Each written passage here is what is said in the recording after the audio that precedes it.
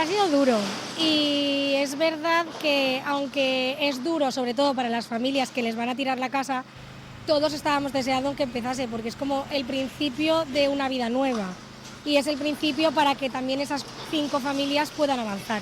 Son 5 las que van a demoler, con riesgo extremo las que están pegadas a esas 5, por lo tanto no se sabe si finalmente van a ser 5, 7 o 9.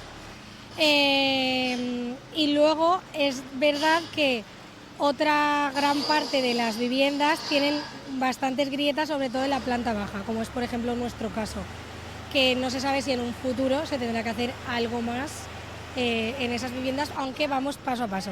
Se está haciendo todo de forma, bueno, al principio como separar las viviendas de los laterales para salvar las que te decía antes que están con bastante riesgo y bueno, hacerlo todo despacio para que no tengan, o sea, que no se vean perjudicadas las 2 que están al lado.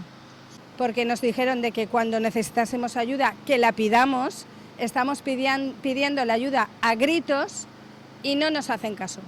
Tenemos que abonar lo que es el derribo, pero después también se tiene que abonar lo que son los gastos, y los gastos es el levantar las casas, lo tenemos que pagar entre todos los vecinos.